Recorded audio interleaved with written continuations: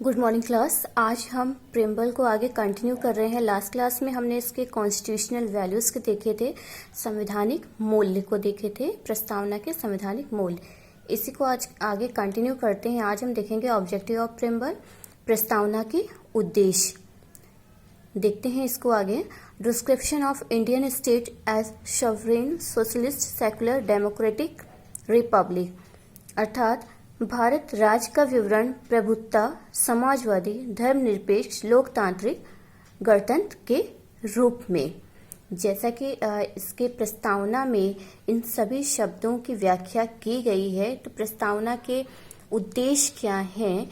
इसके अंतर्गत भारत राज्य का विवरण एक प्रभुत्ता, समाजवादी, धर्मनिरपेक्ष, लोकतांत्रिक गणराज्य के रूप में किया गया है। ये इसका मुख्य उद्देश्य है। Next, provision to all the citizens of India justice, social, economic and political liberty of thought, expression, belief, faith and worship, equality of status and opportunity, fraternity, assuring dignity of the individual and unity and integrity of the nation।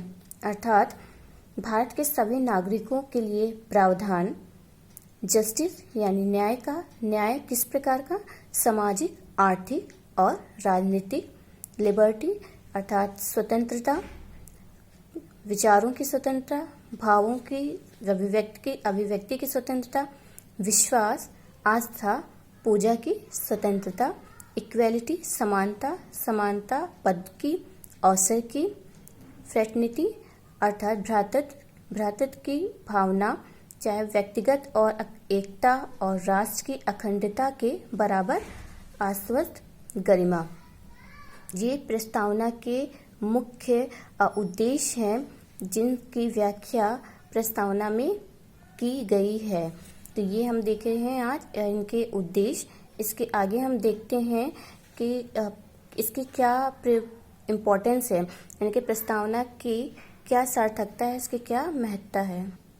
और इन सभी words के बारे में, शब्दों के बारे में, चाहे वो जस्टिस हो, लिबर्टी हो, इक्वेलिटी हो, फ्रेटर्निटी हो, ऑलरेडी इनके बारे में प्रीवियस क्लास में हमने डिस्कशन कर लिया है।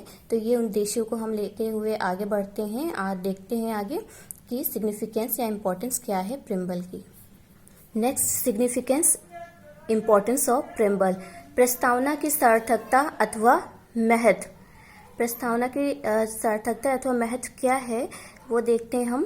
The preamble is like an introduction और प्रीफेस ऑफ अ बुक, अर्थात संविधान की प्रस्तावना एक परिचय या एक पुस्तक की प्रस्तावना या भूमिका की तरह है। यानी कि जो भी प्रस्तावना, भारतीय संविधान की जो प्रस्तावना है वो एक पुस्तक की भूमिका की तरह है कि वो क्या दिखलाती है कि इस बुक में या इस परिचय में वो क्या महत्वपूर्ण भूमिकाओं का निर्वाह करती है।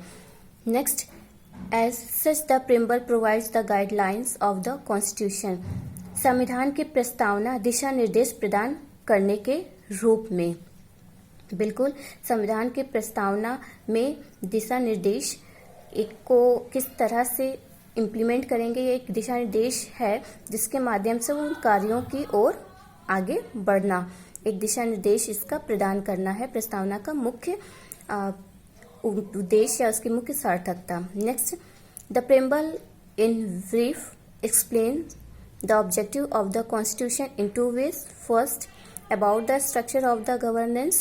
Second, about the ideals to be achieved in independent India.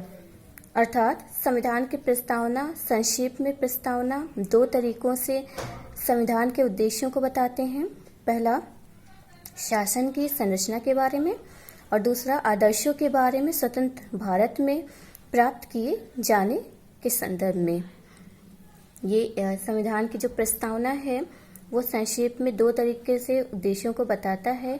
एक शासन के संरचना के रूप में, यानी कि यहाँ का शासन किस तरह से होगा, डेमोक्रेटिक रिपब्लिक के रूप में, और आदर्शों के रूप में, यानी कि किसी भी तरह की कोई भी डिस्क्रिमिनेशन नहीं होगी, अपॉर्चुनिटीज और सभी को समान अवसर, सभी के साथ बिना किसी भेदभाव के आगे बढ़ते हुए सारी संरचना का एक रूप हमें प्रस्तावना में दिखलाई पड़ता है। Next, the preamble is considered the key of the constitution.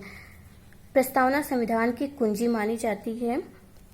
Next, as an introduction is it not a part of the content but it explain the purpose and objectives with which the document has been written. संविधान की प्रस्तावना एक परिचय या सामग्री का एक हिस्सा नहीं है, बल्कि यह उद्देश्य और उद्देश्यों जिसके साथ दस्तावेजों में लिखित रूप में बताया गया है। भारतीय संविधान एक लिखित संविधान है जिसके माध्यम से संविधान की संरचना, इसके उद्देश्यों को दस्तावेज करके लिखित रूप में बतलाया गया है। तो आज ये भारतीय संविधान के प्रस्तावना के हमने उद्देश्य देखे, उसकी सार्थकता क्या है, उसकी महत्व क्या है। कल हम नए टॉपिक के साथ आगे बढ़ेंगे। आज